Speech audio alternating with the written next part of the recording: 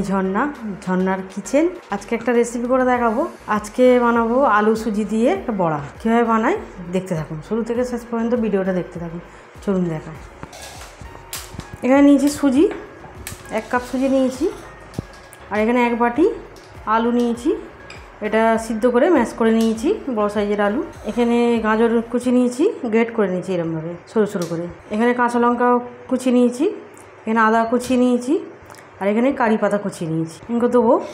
আর এখানে চাটনির জন্য এখানে নিয়েছি আদা, কাঁচা লঙ্কা, বাদাম, চীনাবাদাম, নারকেল, ছোলা ভাজা, ওটা চাটনি বানাবো। এখানে প্রথমে সুজিটাকে দিয়ে দেবো, 1 কাপ নিয়েছি। এখানে এগুলি সব দিয়ে দেবো, কাঁচা লঙ্কা থেকে সব দিয়ে দিচ্ছি, কারি পাতা কুচু এটাকেও সবটা দিয়ে দেবো। এখানে এবার আলুটাকেও দিয়ে দেবো, 1 বাটি আলু নিয়েছি, আলুটাকেও দিয়ে দেবো। এখানে কর্নফ্লাওয়ার নিয়েছি, কর্নফ্লাওয়ার দেবো 2 চামচে। এখানে কর্নফ্লাওয়ার যা হাতে কাছে থাকে না, ময়দাও ব্যবহার করতে পারে। আমি 2 চামচে কর্নফ্লাওয়ার দিলাম। নুন দেবো, পরিমাণ মতো নুন আর একটু দেবো। এখানে সোডা নিয়েছি, খাবার সোডা, অল্প করে খাবার সোডা দেবো।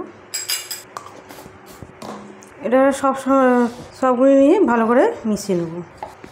ভালোভাবে মাখিয়ে নিয়েছি এরকম করে। এবারে অল্প জল দেবো, দিয়ে মেখে নেবো। একটু টাইট হবে, এটা খুব বেশি নরম হয়ে যাবে না।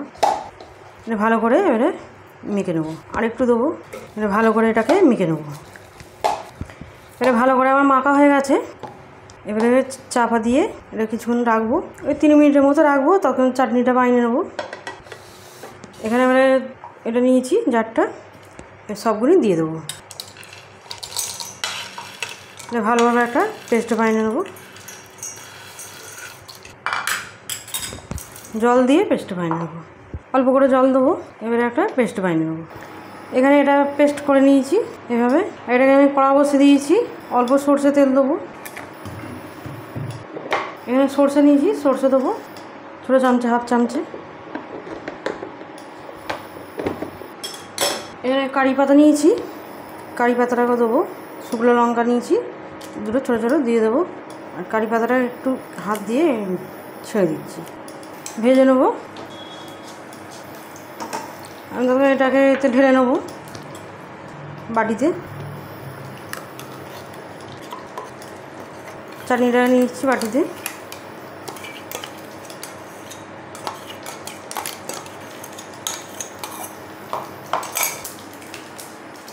এটাকে আমার হয়ে গেছে, এবার নামিয়ে নেবো।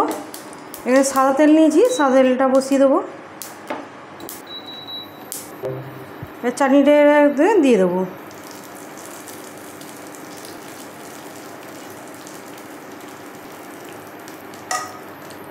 এটা আমার হয়ে গেল, একটু মিশিয়ে নেবো। এটা পাশে রাখি। তেলটা এখানে গরম বসে দিয়েছি, এবার এটা দেখে নেবো। একটু ফুলে গেছে, ভালো করে ফের মেখে নেবো। বড় আকারে নিয়ে নেবো, এরকম বল করে, একটু বড় বড় সাইজে করবো, এরকম করে একটু হাত দিয়ে চাইলে নেবো। এইভাবে একটা হাত দিয়ে বুড়ো আঙুলে দিয়ে এইভাবে বসিয়ে দেবো। এখন এখানে রাখছি আমি, তেলটা গরম হলে দেবো। হাত দিয়ে এভাবে নিচ্ছি, নিয়ে আবার এই বুড়ো আঙুল দিয়ে এরকমভাবে এটা করে দেবো। এবার তেলটা গরম হয়ে গেছে, এবারে একটা করে সব ছেড়ে দেবো বড় আঙুলকে। এইভাবে একটা করে দিয়ে দেবো, সবগুলিকে একটু একটু ফাঁকা করে দেবো। এবারে আমার বড়াগুনি ভাজা হয়ে গেছে, তুলে নেবো। এরকম গোল্ডেন কালার করে নিয়েছি, এরকমভাবে গোল্ডেন কালার করে ভেজে নেবো। তেল ছেঁকে তুলে নেবো। আমার একদম রেডি বড়া। আর এটা খেতে খুবই ভালো লাগে, এটা চাটনিটা দিয়ে। আমার আলু সুজি দিয়ে বড়া রেডি। আমার রেসিপি যদি ভালো লাগে বন্ধুদের সাথে শেয়ার করে, লাইক করবে আর সাবস্ক্রাইব করবে।